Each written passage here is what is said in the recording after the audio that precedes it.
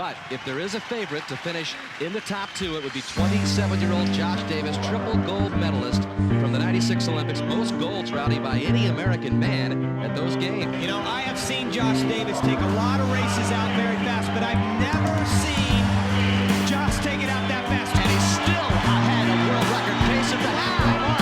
Davis looks like he's going to win it, and Davis sets an American record. He breaks a 12-year-old mark. What a swim for Davis. Welcome to the Ultimate Swimmer Podcast. I'm your host, three-time Olympic gold medalist and captain of the 2000 USA team, Josh Davis. Here at Ultimate Swimmer, we hope to inform, inspire, and encourage you to be the very best version of you, physically, mentally, and spiritually, on your swimming journey. This podcast is geared primarily for those of us in the aquatic disciplines of age group swimming, college swimming, para swimming, open water swimming, and master swimming. But we welcome all who are interested in peak performance, pursuing excellence, and swimming with purpose. So whether you are just starting out in the pool or you've been swimming your entire life, you were born for the water, and you were also born for greatness. So each week we will explore the 7 core habits of achieving greatness that will help take you to the next level in your journey to becoming an ultimate swimmer. This episode is brought to you by Breakout Swim Clinics, the longest-running swim clinic tour of swimming Olympians in U.S. history. Breakout Swim Clinics has been providing swim clubs with the biggest Olympic names for the best prices with gold medal service since 1997. Go to breakoutswimclinic.com and bring some of their great Olympians to your team to help your swimmers break out. Bigger names, better prices, gold medal service. Break out with the best. breakoutswimclinic.com. Hey everybody, welcome to another Ultimate Swimmer podcast show. I'm your host, Josh Davis, and I am really excited for today's guest. She is a true ultimate swimmer. She is a world champion. She's a Big 12 Conference Swimmer of the Year twice, 10-time All-American. She's been just about every international event that there's out there, World University Games, short course world champs, long course world champs, and now she's getting ready, Lord willing, for Tokyo 21. And she's a member of the USA national team. And more importantly, she's a Longhorn. Yeah. She swam for the University of Texas. I found my jacket from 1988 from the women's team in 1988. Don't ask me how I got it from the women's team. But anyway, I am so excited to have a true ultimate swimmer, Madisyn Cox. Welcome to the show, Madisyn. Josh, thank you for having me. I appreciate this time, and I appreciate this conversation we're about to have. Well, I love that you're from Texas, from the big metropolis of Lubbock, Texas. Hub City, yep, Lubbock, Texas. Yeah. My wife is from Hereford, Texas. And so when you're from Hereford, Lubbock's a big deal. And when you're from Lubbock, going to Austin is a big deal. Yeah, that's so funny, but so true. Yeah, yep. Yeah, Austin was a big deal for us. My wife originally picked to play volleyball at Texas Tech. And then at the last minute, she thought, well, I'm going to take a quick trip to Austin. And then she's like, no, I'm going to Texas now. So she decommitted from Tech. And she's going, thankfully she came to Austin, and that's how we met. Yeah. But there's something about West Texas women. They're just extra tough, extra special. So well, I'll take it. I'm definitely proud to be from there. Yeah. Well, tell us really quick your first interaction with swimming and the water, some sports you did growing up, maybe something your coaches and parents did well that really helped you on your trajectory. Give us a little snapshot of the first 14 years of your life. All right. Yeah. Well, started swimming when I was 4. I started swimming because my sister swam, and I'd rather get in the pool and join them than just sit on the hot, sweaty bleachers. So I went ahead and joined the club team as early as I could. You had to be 4. So I joined the club team at 4 years old. And I swam with the same team, same coach until I was 18, left for college. Wow. I mean, I had little different coaches here and there, but Coach Trey Hayes out of Lubbock Swim Club, he was my main coach. And, I think the world of him. I attribute, my career for where I am today to him. But I did also play, every sport under the sun. I really liked basketball. I actually ran cross country and track until I left for college. So I did that all throughout high school. Basketball was just until 8th grade. I played volleyball, soccer, all the sports, you name it. I just loved sports, and I loved just competing and going out and being with my friends. And so I mean, did it all growing up. I was thankful to have Coach Hayes that would let me do all these sports. I remember him in high school, he would let me take morning practices off so I could actually go to the cross country morning practices. And then obviously I got to college and I kind of narrowed down to just swimming. I didn't have time. I tried to go run on, just leisurely in the weekends and the days that I had off, but it just was too exhausting. So I just focused in on swimming. And I think that is one of the reasons that my, trajectory and success in the sport has been a little bit more linear than say other swimmers. Yeah, I was grateful that I had a pretty athletic background when I was in elementary school and middle school. And I'm so glad I did all the sports up until 13. And then, the big high school in San Antonio where I grew up, it was kind of hard to do more than one sport. So I focused on swimming after that. But at 14, swimming felt brand new. I felt like I had so much to learn. And by the time I got to UT at 18, I was like, wow, I'm only 4 years into this. I still have so much to learn. And so where did you get recruited? Tell us about some other schools you looked at, or did you just kind of know Texas was going to be it? No, I actually did not think Texas was going to be it. So I had gone to swim camps over the years at Texas, and I loved the place and I loved the school, but it just wasn't quite the right fit for me. Who was your favorite? Who was your favorite Olympian at swim camp? Kathleen Hersey. Oh, okay. I thought you. I really like Kathleen. Oh, well, I did. Okay, Josh, I will never forget on one of your. I mean, I think it's because she was a girl, and I just related to her a little bit more. That's a good answer. But do you remember your Eye of the Tiger speech? And then afterwards, you had picked some campers to race you in the 50 freestyle, and I was one of them one of the years, and I thought it was the coolest thing. Yeah. Yes. Yeah. I love it. Okay. Yeah. Kathleen was the girl. She was the main Olympian for several summers, and she swam your events. So IM and stuff. So, yeah. Good answer. Yeah. But you didn't think UT was it. You were kind of thinking maybe somewhere else. Yeah, I was actually set on Stanford. That was like, I'm going to Stanford. This is what I'm doing. And so I remember my dad made me look at some other schools. He was like, you can't just go in with this preconceived notion that you're just going to Stanford and that's it. So I had to set my gaze a little bit wider and look at other schools. So I looked at A&M. I took an unofficial there.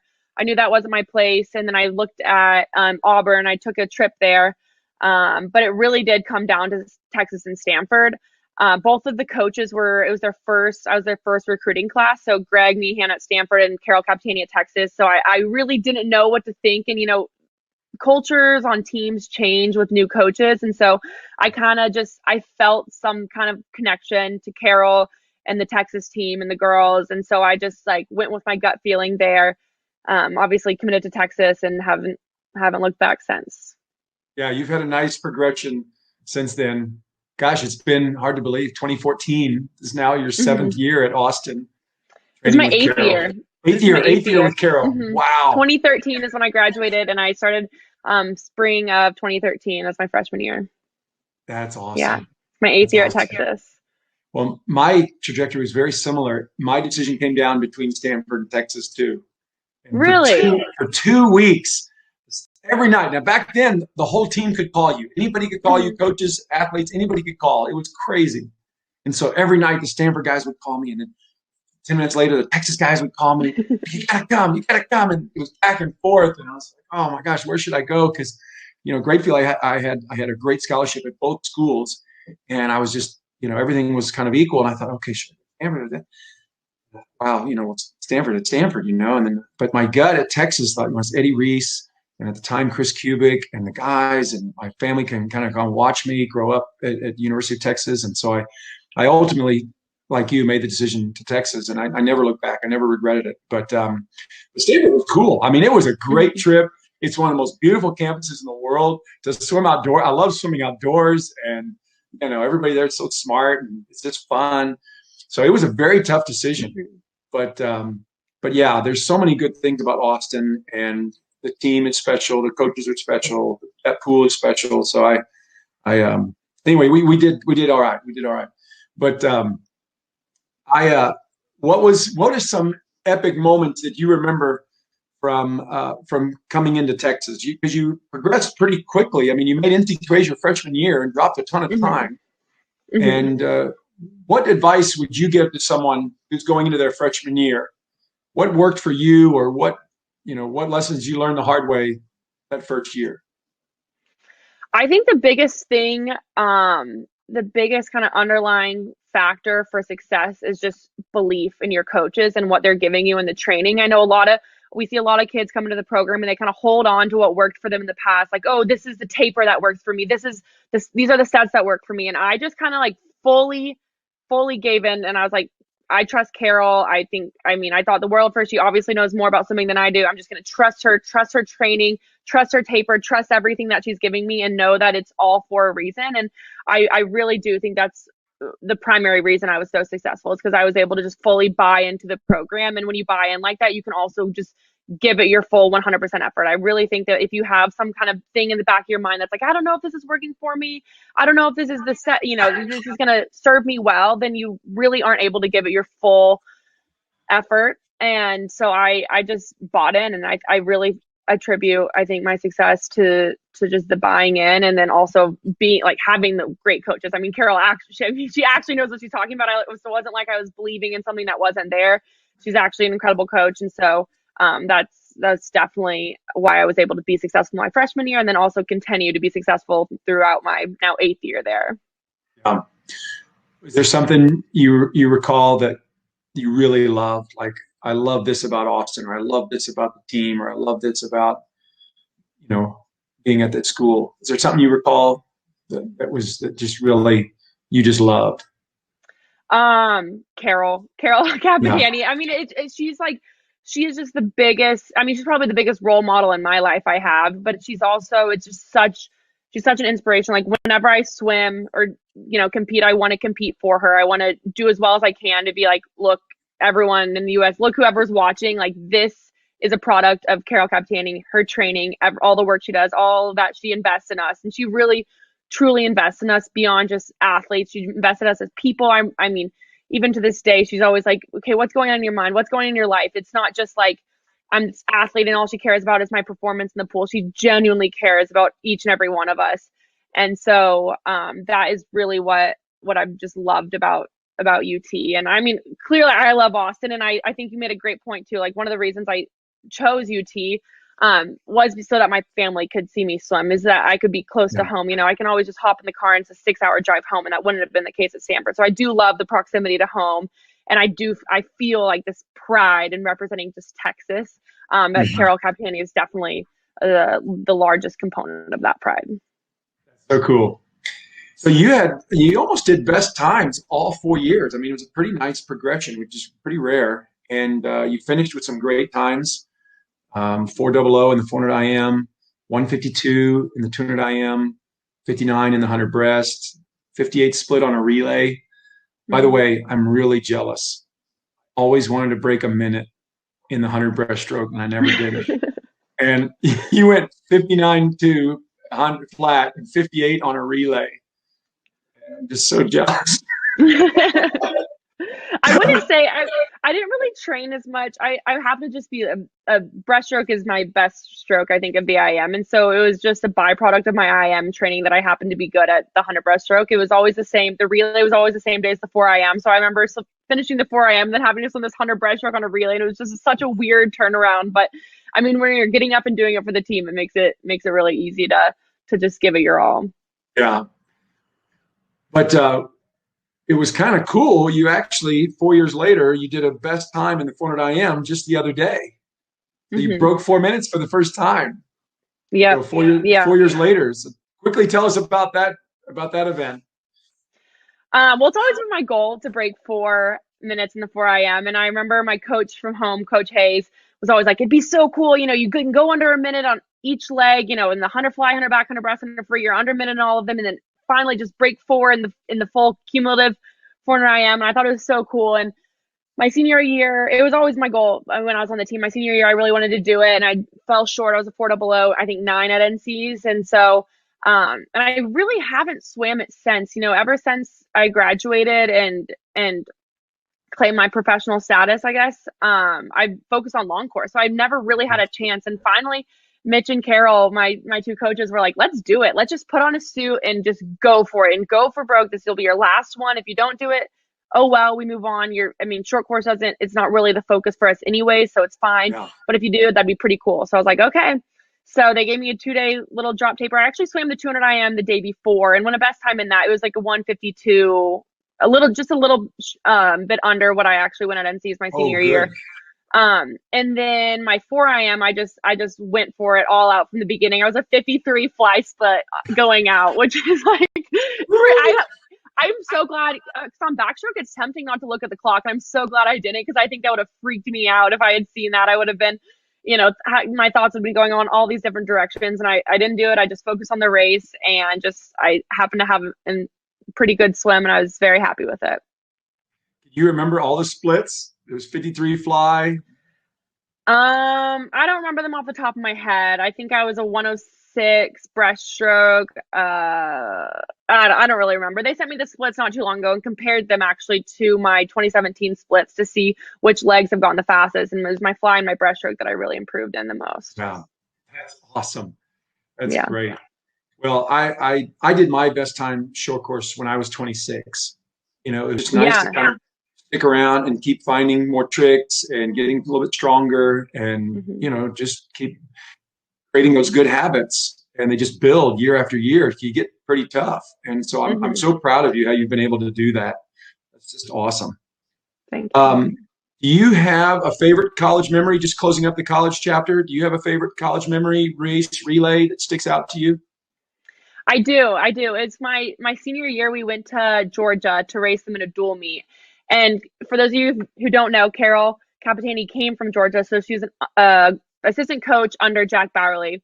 And she came from Georgia to be the head coach at Texas. And they had this over 100 dual meet streak win.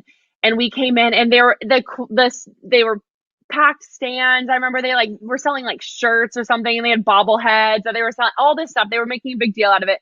And we came in and we weren't rested or anything. It was just a normal dual meet, but we just swam lights out, swam times that we wouldn't see again in that season until NCAA. So it was just insane. And I know we were all just doing it for Texas pride for Carol. And it was such a cool moment. And we didn't want to, usually after dual meet wins, we, sing the Eyes of Texas, and we didn't want to rub it in their faces or anything like that. So I remember we got on the bus afterwards to go home, and we all sang the Eyes of Texas on the bus. And it was this crazy moment that was just, it gives me the chills even thinking about it now. That is awesome. That is so cool. I actually did a dual meet in Georgia in '94 before the new pool was built, and the old pool was something else. But I actually have yet to be to the new pool. So, but that's a cool memory. Thanks for sharing that. Yeah. So you turned pro and you get to travel with the USA team pretty regular. And then 2018, it gets a little crazy. Mm-hmm. So maybe you can kind of just describe where you were on this nice trajectory, and then the bottom kind of drops. So everybody's fairly familiar with that story, but maybe you can just kind of recap.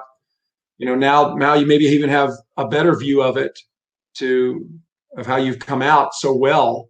Now this is some distance from that positive test and all the mess that was. So maybe you can recap that for the audience real quick, all what's taken place since then. Absolutely. So 2017 was I finished my eligibility in swimming, and then I immediately went pro. I signed with Arena and everything. And then pretty soon after, we had World Champ trials. I ended up making the team, went to Worlds, won a bronze and a gold. And I was flying high. I was like, this is awesome. This is exactly what I needed. This is a great, first step after, finishing my collegiate career. And I'm just going to continue on this trajectory until Tokyo. And it's just this great thing, this great professional career. And then as most of y'all probably know, not too far after that, I got a call about a positive drug test. And my world was just, that instant, I'll never forget the call that I got when I received this information. And my world was just immediately flipped upside down. I was confused, shocked, angry, all these emotions that were just, I had no idea what to do, no idea where it came from. It was the worst, most confusing time, because there wasn't an answer and I didn't know why or when it would be over. So Ultimately, I mean, it was long story short. We found out the source of it. It was in my multivitamin. I had a contaminated multivitamin that I was taking at the time. And they were able to, I initially had a 4-year ban. They reduced it to 2 years off of good character. That was before I knew where it came from. Because they were like, we know you didn't take anything, but we're still going to ban you because you didn't prove the source. And I was like, if you know I didn't take anything, why are you banning me in the first place? So then, we sent in proof that it was in my multivitamin. We sent in sealed, unsealed the bottle I was taking at the time, everything like that. And it all had the contaminated substance in it. So they immediately lifted my ban. But at that point I had missed, it was Pan Pac trials and World Champ trials for the following summer. So Wow. Missing that trials immediately took me off the team for Pan Pacs that summer, which was 2018, as well as World Championships the following summer, 2019. So that basically takes me out of international competition until Tokyo. Wow. And, I could have just wallowed in that. There was a brief moment where I was like, is this my sign that I just need to be done with this sport? But I chose not to. I chose to focus on the positive. I focused on, I am able to compete. It was a 6-month period where I wasn't. So I was just kind of going at a framework of, I'm just grateful to be here. I'm grateful to compete, and just focus on the little things that I could do day to day to make myself better. I wasn't going to waste time or waste emotional energy thinking about the past, thinking about what could have been, thinking about how unfair it was, anything like that. I just moved forward and just focused on the good things and the positives in my life, and the people in my life too. That was super important part of it. And ultimately, I made it through. I'm completely back able to swim. I'm, able to compete. I'm able to go to Olympic trials and try out for our Olympic team. And I've gotten better in the process. I mean, I've gone all my best times since all this happened. And I think it really was, obstacles happen in life and swimming. Everyone's obstacles are going to be different, but it's how you move past them and move forward from them, and learn from those mistakes, learn from what happened and how you felt, and moving it forward and just becoming the best version of yourself from it. Oh, I love that. I'm so proud of you for pushing through, because it's a pandemic times 100 when you get that news, that ban. I mean, it's crazy. And I mean, the biggest thing was that, like, in the pandemic, I've actually been, for the most part, fine, because I have people going through with you. You have the whole world. I have my roommate and one of my best friends. She's a diver for Team USA. She was going through the exact same thing. We had each other throughout the entire thing, and that's been it was so instrumental in just getting through this time and staying happy and still having drive and being able to go to practice and staying hopeful, because we had each other during the drug test. It was, no one even knew about it. So it's not even like I could tell people and have them there. It was my parents and Carol and Eddie were the only people who knew. And so that was really the hardest part, was failing. I was just going through it alone. I had no one, and especially teammates and best friends that you usually rely on to help you through, the hard parts of life. And so that was definitely one of the most challenging aspects of that time. Yeah. Well, it just speaks to the power of having a community, having those friends and family support you. And yeah, when I first heard the news, I was like, this is crazy. There's no way. So we were behind you the whole time, and just glad it kind of came full circle and you're back in action. I'm glad Arena stuck with you. I'm glad, you're able to have a stable training environment at Austin with Carol and the gang. So that's huge. I wanted to take a moment from this fascinating interview to let you know about a new partner for the Ultimate Swimmer podcast, and that is SwimShare. SwimShare is a free workout writing tool. Just Google SwimShare, all one word, SwimShare. And you can put in today's workout in just a few clicks, and it sends and stores all your workouts within seconds. The first workout you'll see on there is one of my favorites from yours truly. Check out SwimShare and take your workouts to the next level. Send, store, and share your swimming masterpieces with SwimShare. So speaking of training and making a comeback, what do you do in the pool? I kind of want to know your favorite drills. What are some of let's get practical here. What are some of your favorite drills for each of the 4 strokes? You can rifle off your favorite fly back, breast free drill. And then maybe, amplify a stroke tip that you like to think about. Like when you're in the middle of an IM, are you focusing? Are you saying something to your head on each stroke to really remind you of good technique or anything like that? Yeah, that's great. So my favorite, I'll just start with fly and move through it like that. So my favorite fly drill to do is probably, we do it a ton. Carol loves it. Single double, just one arm and then double arm, one arm, double arm. I just like that. It really helps you get in a rhythm. That's really what I'm looking for when I'm swimming the IM, is getting in a rhythm with fly, going as fast as you can with expending as little energy as possible, because you still have 3 legs. You still have 3/4 of the race left after the fly. So it's really about conserving energy and just being efficient and getting in that rhythm. So that's why I love that drill, and I think it's really applicable to the IM. For backstroke, we do a lot of band work. So we put a band that's just like kind of like a large rubber band around your ankles, and ties up your ankles. And then I like doing spin drill with that, really just focusing on tempo, getting my tempo high, conserving my legs a little bit more. I don't really use my legs that much in my backstroke of my IM, really conserving those for the breaststroke leg, but getting my tempo high. And a lot of times if I rotate too much, I'll actually get caught in my stroke. So like minimizing my rotation and just keeping my arms just swinging. So that's what I think about in backstroke in the IM, and I do the spin drill to help.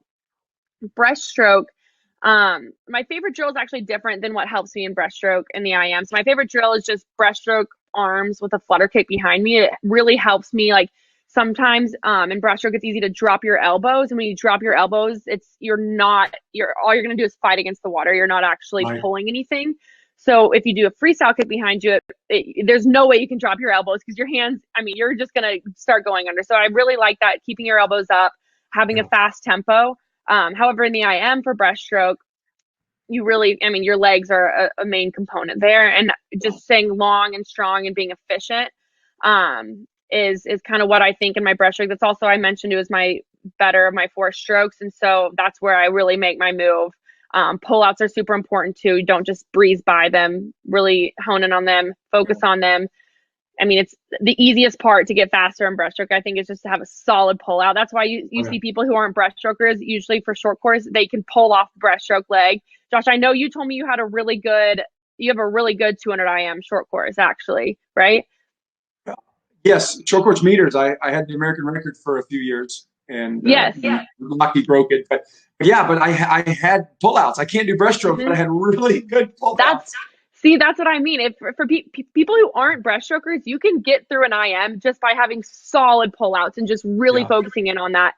And then freestyle, I actually don't know my favorite drill for freestyle. I usually just do 3-stroke, 6 kick switch. So you take 3 strokes and then 6 kicks on your side and then 3 strokes.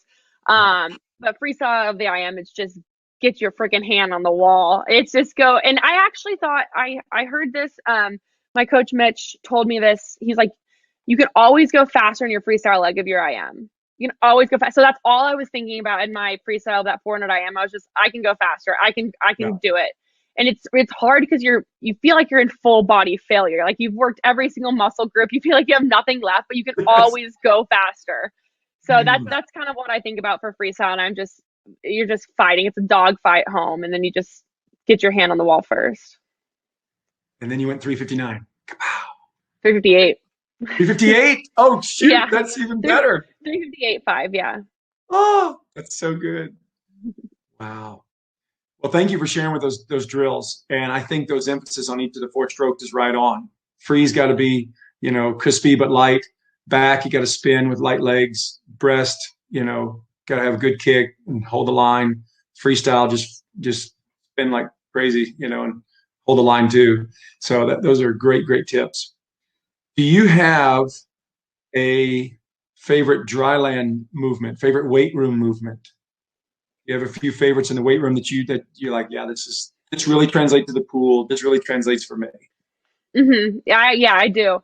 So I really like the core exercises, and especially I was talking about my rotation on backstroke. So a really good backstroke core exercise. If the glute ham machines, or it's just like it's a little piece of equipment that you put your legs in, and there's kind of like a circular thing. And so I put my legs in there, and I'm on my back.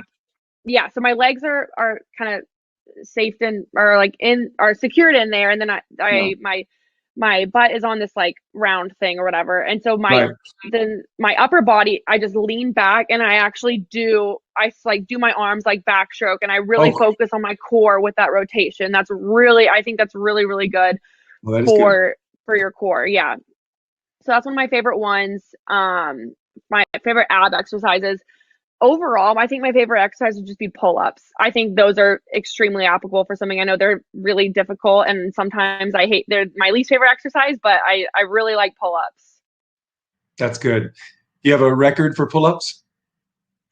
So during quarantine when we couldn't really swim, one of the things I did, I got a pull-up bar, and each day I would add one pull-up.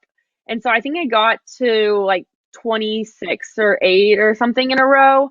Whoa. I got pretty high, and I remember I failed, and I was like, and then I just kind of, my motivation for that shifted, and I went to something else. But I got pretty high, 28 or so. That's amazing. That's a good goal for everybody listening out there. To get over 20, it's huge. To get over 25 is big time. So that's a good quarantine goal.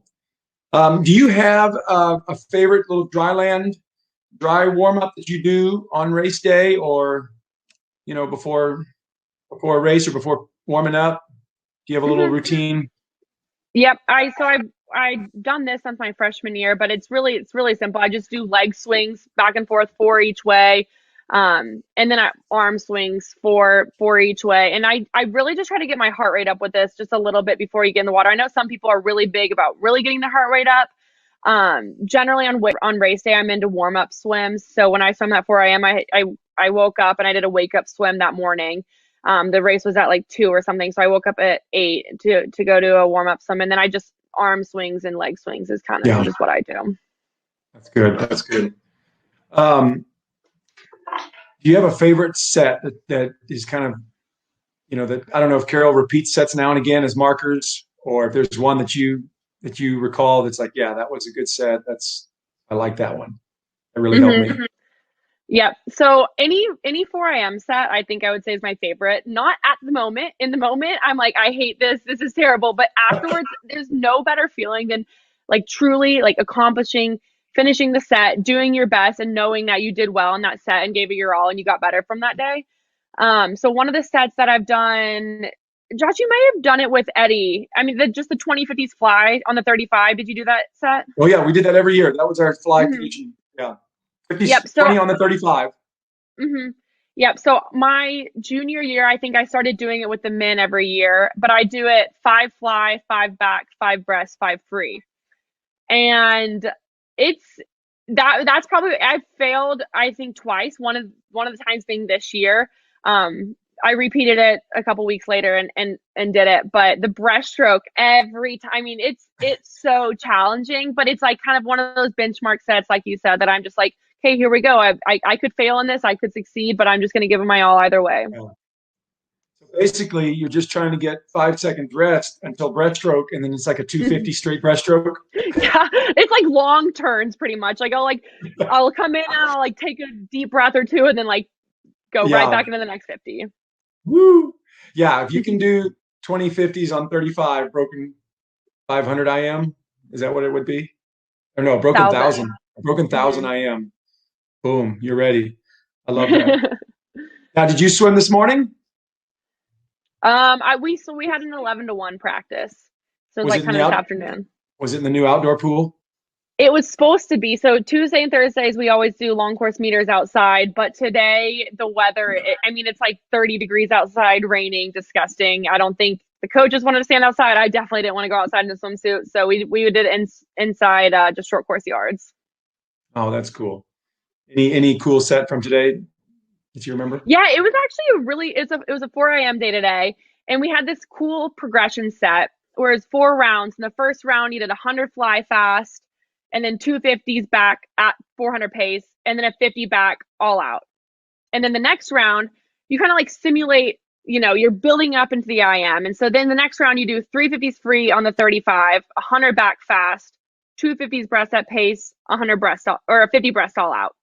Then you do another round of 650s on the 35, 100 breast fast, 250s free, and then a 50 free all out. And then the fourth round, it was just 4 ones IM. Number 2 and 4 were just number 2 was like strong, so I went like a 59, and then number 4 was all out, so I was like a 54.9. Ooh, that's good. Wow. I love that. Real quick, do you have a favorite music that you listen to on race day or prep? I actually don't listen to music. I don't even bring headphones to the pool. I just That's- like being in the moment, being with my friends. Like when I'm in the ready room, I like just laughing and just being present. Yeah, that's good. Any other mental tips that you feel have set you apart to help you focus? Because you really have done an incredible job, not shying away from the hard stuff, always consistently performing. So is there some mindset tricks that have helped you? Not tricks, but just, something, a certain mind frame and attitude that have really helped you? Yeah, absolutely. I'm really big into visualization. So before a race, I will visualize that race at least, a handful of times before I actually swim it. And I will try to do, put myself exactly in the pool where it's going to be exactly against the competition and exactly what I want to do in the race. And so even, big races, I remember when I was younger and I was going to do high school state or any high school meet, I would look up the pool and really like try to get a feel of what the environment would be like and put that into my visualization. So I had no surprises day of. I mean, maybe there were some here and there, but I really knew what my plan was. I was honed in. And that's another reason why I don't do music, is because I like to visualize a lot. I mean, repeatedly on race day, I will visualize that race and visualize what I want to do. And then I get up to the blocks and it's just like second nature by then. Cool. I did that a lot too. Starting in high school, I visualized a lot and carried that into college and pro. And it really does help where you can just kind of go on autopilot, come race day. Because you've done it in your mind and you've done it in the pool. So I love that. Real quick, favorite pool besides the Austin pool you've ever been to? Oh, I love Austin. I really enjoyed swimming in the Budapest pool. And I don't know if it's actually because of the pool, but the environment was just insane. I mean, also for every single one of my races that I did, I had a Hungarian in my race and usually Katinka. And so I would walk out. I remember walking out of the ready room and the ground beneath me was physically shaking because the crowd and everyone there was cheering so hard for Katinka. But in my mind, I told myself they were cheering for me, and it hyped me up so much. And I was just like, it was an unreal experience. Oh, that's so cool. A lot of people have said that Budapest pool and that environment, when it's really loud, is the best. Mm-hmm. Yeah. I love that. Okay, favorite city you visited as a swimmer or tourist? Oh my gosh. So for training camp in 2017, we went to Croatia. It was like Opatia, I think was the city. And it was just so beyond beautiful. I mean, there wasn't much of like a city in terms of like buildings and whatnot, but the nature there and just the ocean and everything, it was just like the trees, everything was just gorgeous. It was incredible. Sometimes I'll even like look at pictures now if I want to just like relax or feel like peaceful. It was just the most beautiful place I've ever been. I remember seeing some of those pictures of you guys on Instagram or something. And I was like, holy cow, that place is gorgeous. Yeah. Yeah. And the training pool that we trained at was like right on the ocean. So some days they would just be like, go warm up in the ocean. So we'd just like go out there, go like walk down the stairs. We would be in the ocean, just swimming along. Then we'd go up for our main sets. But it was an incredible place. Some of the perks of being on the USA team, we have good training camps and we have good pools and good massage therapists and good food and good friends. It really is the best. I agree. It is. Okay, real quick, a couple other favorites. Favorite color? Blue. Cool. Favorite food thing, whether a restaurant or something you make at home or dessert thing. Do you have a favorite food thing? So for me, I would say Jimmy John's number 4 sandwich. For life, a steak and spinach. Nice. What's on the number 4? It's just turkey. Honestly, 3 hours before my race, I eat a number 4 slim. It's just turkey on that bread, and I love their bread. I love Jimmy John's. Yeah. So it's just pretty simple and plain, but it gets the job done. Eddie had us eat turkey sandwiches pretty much for every meet. And this was back when Subway was it. All we had was Subway. So for 20 years, all I ate was Subway. And now I can't do anymore. So I do Yeah, I'd Jimmy imagine. John's now. I do Jimmy John's now. And I get the turkey sandwich too with lettuce and tomatoes. That's all Hmm. that's a great pre-race.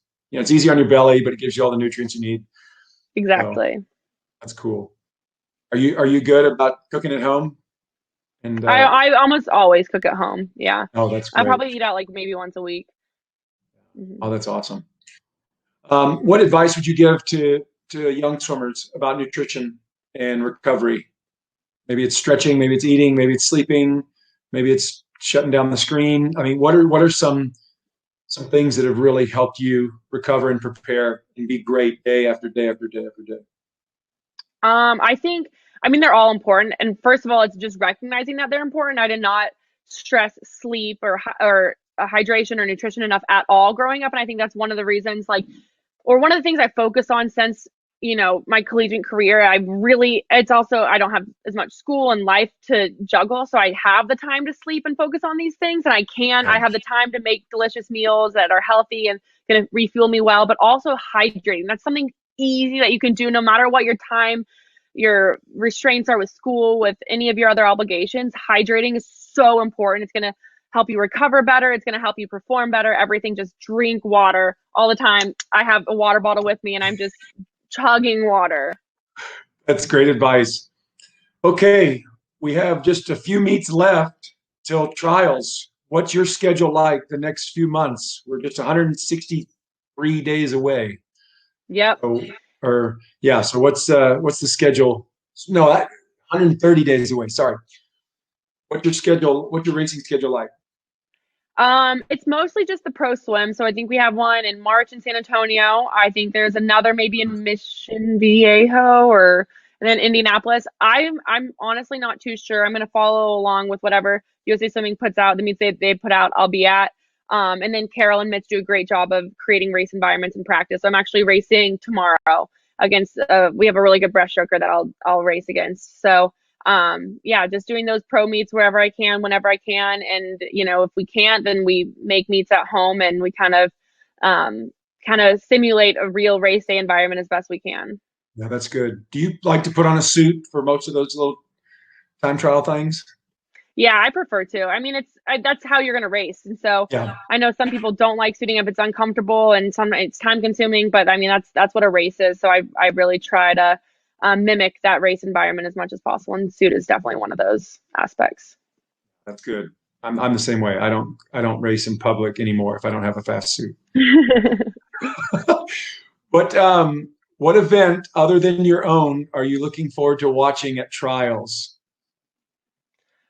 Probably the backstrokes, maybe the 100 back women's. Yeah, Hmm. yeah. It's there's so many races that are really deep and that'll be Yeah, really interesting. So, I agree. well, we will be cheering you at trials, and know that you'll have a lot of fans and a lot of supporters, and you're just on a great trajectory, and we're just so proud of you. And I love how you've always been an ultimate swimmer. You develop yourself academically, athletically, and socially. You take care of your teammates. You're kind to others. Everybody in the USA team loves you, and you've been an ultimate swimmer for a long, long time. And the other aspect of an ultimate swimmer, they like to work hard, and they like to have fun and like to help others. And you've always been so good at the webinars and the clinics and giving back to kids. And I can't wait when we can be at a clinic at a pool together, teaching some kids again soon. Me too, Josh. Me too. Yeah. Well, good luck again, and we'll see you at trials. And thanks for being on the show. All right. Thank you. Thanks for having me. We'll see you. I want to take a moment to tell you about my favorite swim cap, the Hammerhead swim cap. It's the safest, fastest, longest lasting, most comfortable swim cap in the world. Its one-of-a-kind patented honeycomb shock-absorbing technology will prevent concussions. And the Hammerhead cap has no wrinkles to ensure top speed with the least resistance. And it's super comfortable. That's easy to get on and easy to get off, and it will never tear. This is the last cap you will ever need to buy. Safety and speed, all at hammerheadswimcaps.com. Thank you for joining us on this Ultimate Swimmer podcast. We hope you enjoyed hearing from these Olympians and life champions and how certain habits and decisions help them on their journey, and they can help you too. If there is an Ultimate Swimmer from your team that you would like to nominate that we can recognize on our show, just email me at josh@joshdavis.com. That's josh@joshdavis.com. And tell us about how your Ultimate Swimmer is making a difference in your swimming community. And that's the goal, to make a difference and swim with purpose. Not only are you getting better, but you're helping those around you get better too. When you realize you were born for the water, born for greatness, and born to serve others, you are on your way to becoming an Ultimate Swimmer. I'm Josh Davis. Until next time, keep streamlining and keep smiling. See you around the pool soon.